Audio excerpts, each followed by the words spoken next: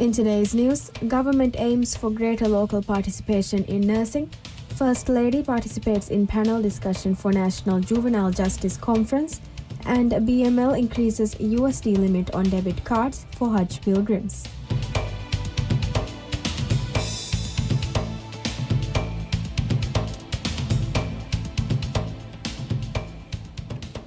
Bismillahirrahmanirrahim. Assalamu alaikum. Welcome to News in English. I'm Omna Ismail, your host for today. President Dr. Mohamed Muiz has reaffirmed the government's commitment to increasing the proportion of Maldivians in the nursing profession. He made this statement in a message marking International Nurses Day.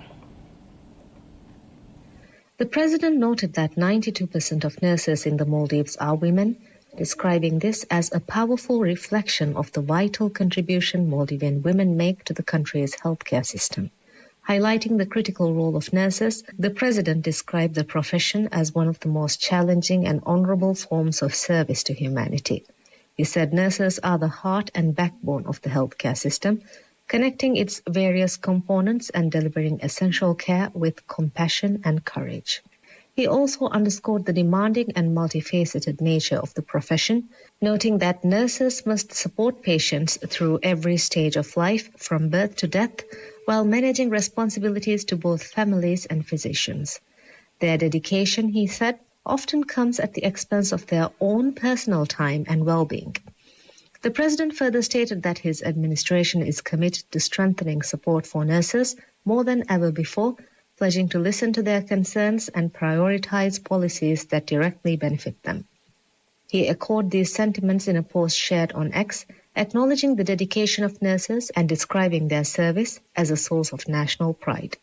Marked on Florence Nightingale's birth anniversary, the International Nurses Day aims to give recognition to the profession's influence on the economy, society, and culture, while encouraging nurses' acceptance and support and inclusion on a global scale.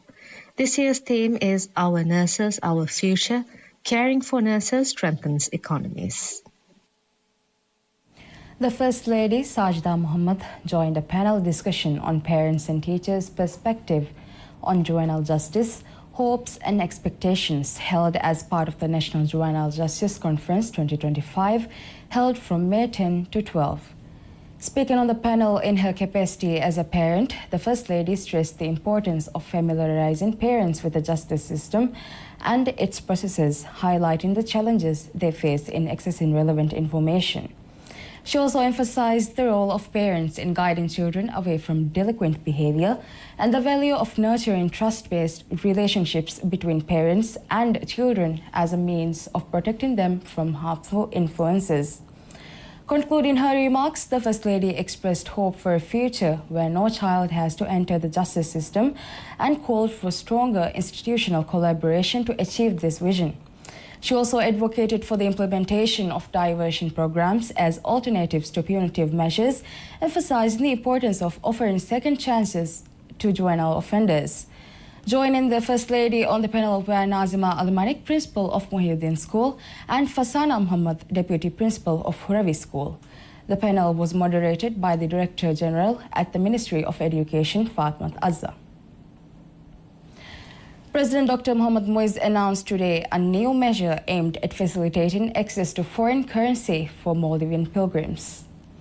According to a statement shared on X, the president indicated that the government had requested the Bank of Maldives to allocate an additional limit of $1,750 on each pilgrim's debit card, supplementing the existing dollar withdrawal allowance. The initiative is designed to provide a convenient and secure method for Hajj pilgrims to obtain US dollars at the official exchange rate, thereby reducing reliance on informal currency channels. This latest measure follows a similar directive issued earlier this year in February, when President Dr. Muiz requested both the Bank of Maldives and the Maldives Monetary Authority, MMA, to provide an additional limit of $1,500 on debit cards for individuals traveling for Umrah during the month of Ramadan. That initiative likewise aimed to ensure that pilgrims could access foreign currency through official banking avenues.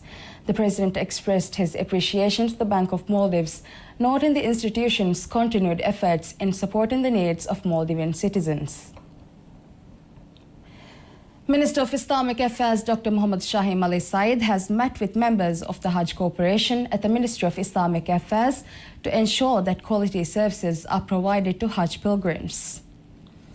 During the meeting held on Sunday, the Minister of Islamic Affairs urged members of the Hajj mission to fully uphold their responsibilities and ensure that comprehensive services are provided to Maldivian pilgrims. The minister also urged the Hajj Corporation to work closely with the pilgrims to address any difficulties they may face.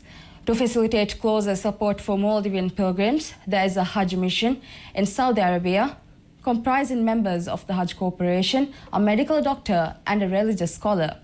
This year's first group of Hajj pilgrims is set to depart on May 26. President Dr. Mohamed Muiz attended the closing ceremony of the Maldives 2.0 Digital Transformation Summit held at Barcelona, Nasandura Male. Maldives 2.0 is a key initiative under the President's strategic vision aimed at driving digital and modernized transformation across all sectors and institutions in the country. The program seeks to introduce smart digital reforms and innovations that streamline public services, ensuring convenience and transparency. Over the next 3 years, the project aims to establish a digitally connected future for the Maldives by integrating accessible technology across the islands and raising service standards. The 3-day summit brought together relevant authorities and stakeholders for in-depth discussions on strengthening cybersecurity to enable secure digital transactions through internationally standardized digital IDs, to establish a data exchange layer to facilitate timely and secure information sharing between state institutions. The summit also explored the development of a sovereign cloud for the safe storage and archiving of sensitive government data, delivering citizen-centric services through digital platforms, nurturing a tech-savvy generation, and expanding opportunities for Maldivians and local businesses in the ICT sector. The event concluded with a presentation of the summit's key outcomes, followed by the ceremonial conferral of the National Digital Commitment to the President, presented by the Minister of Homeland Security and Technology Ali Ihsan. This honor was conferred in the presence of Vice President Ustaz Hossein Mohammad Latif, Speaker of the People's Majlis, Honorable Abdurrahim Abdullah, Chief Justice of the Maldives, Ustaz Ahmad Mu'tasim Adnan, speakers, moderators, and panelists from various summit sessions, alongside senior officials from the Estonian government and members of the ICT committee. The event was also attended by cabinet ministers, senior government officials, and dignitaries, including Estonian government representatives.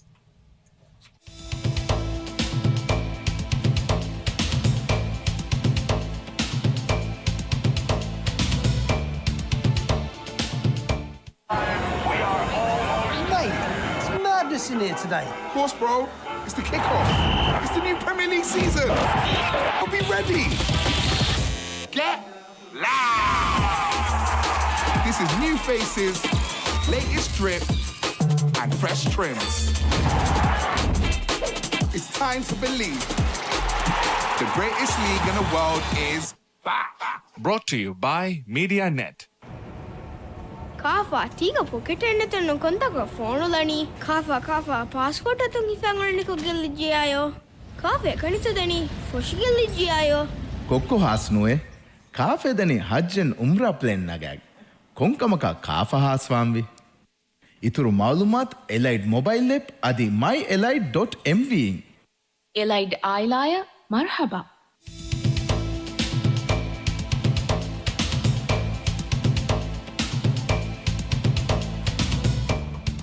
Welcome back.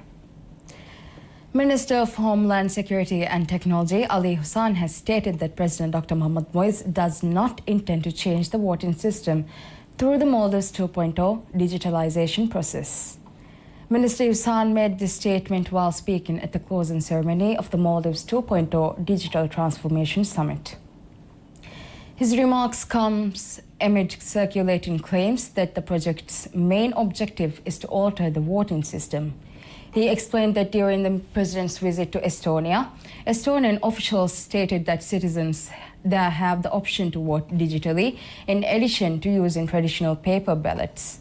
However, the president made it clear during the trip that his vision does not include introducing a digital voting system in the Maldives.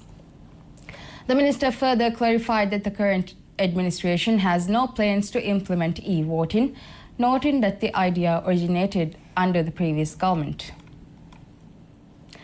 The parliament has approved the appointment of Aishat Asna Hamdi as Deputy Governor of the Maldives Monetary Authority with a majority of 73 votes. Asna was nominated by President Dr. Mohamed Moise last month to fill the vacancy left by the resignation of former Deputy Governor Ahmad Imad Latif, who stepped down after an impeachment motion was filed against him in the parliament. Currently serving as Managing Director at the MMA, Asna heads the Finance Sector Development (FSD) department and brings over 2 decades of experience in the financial sector. She holds a bachelor's degree in business administration from the University of East London and a master's degree in business finance from the University of Nottingham. The government has proposed a new amendment to the Decentralisation Act to restrict by-elections for local councils and Women's Development Committees (WDC) if less than 1.5 years remain in their term. The bill was introduced to Parliament by Horefushi MP Ali Musa on behalf of the government. The proposed changes aim to curb the growing frequency and financial burden of by-elections, which have become more common due to midterm vacancies. Under the amendment, by-elections would no longer be mandatory if the remaining term of a council or committee is 548 days or less. Currently, by-elections are not required if a term has less than 1 year remaining. However, if vacancies prevent councils or committees from meeting quorum, members can still be appointed. India has extended financial support to the Maldives by renewing a $50 million government treasury bill for an additional year following a request by the Maldivian government. According to a press release issued by the High Commission of India to the Maldives, the State Bank of India, SBI, has subscribed to the Maldives Treasury Bill originally issued by the Ministry of Finance and Planning, extending its maturity date without incurring interest. The arrangement has been renewed annually since March 2019 as part of a government-to-government agreement. The Indian government described the support as financial assistance provided under its Neighbourhood First policy, which focuses on strengthening regional partnerships. In response to the financial support, Minister of Foreign Affairs Dr. Abdullah Khalil thanked India's External Affairs Minister Dr. S. Jaishankar and the Government of India, described the renewal as a vital show of support and a reflection of the close ties between the two countries. The Treasury bill being rolled over is one of the three $50 million bills subscribed by India during the administration of former President Ibrahim Mohamed Solih. One of the three was repaid by the current administration in January 2024, while the remaining support has continued through renewals such as the latest rollover. The fifth session of the Daha Forum, a public engagement platform featuring members of the cabinet, is scheduled to take place tonight, May 12 at 9 p.m.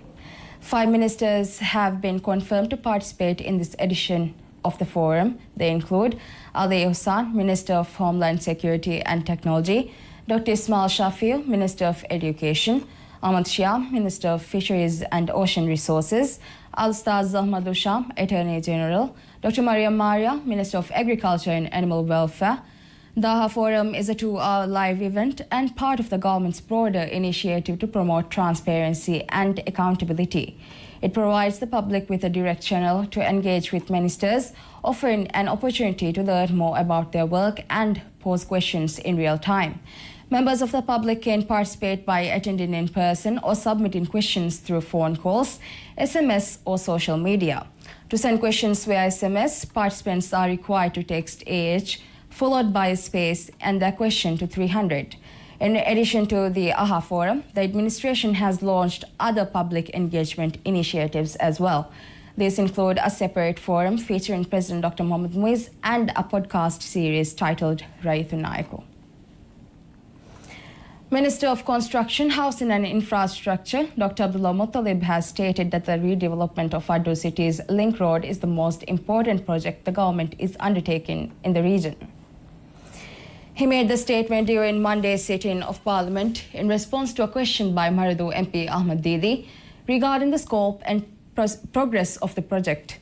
Minister Dr. Muttalib said the Road Development Corporation (RDC) has been awarded the contract for the redevelopment of the Link Road, which includes approximately 60 kilometers of concrete treated base CTB roads originally built by Afcons, an Indian contractor under the previous administration.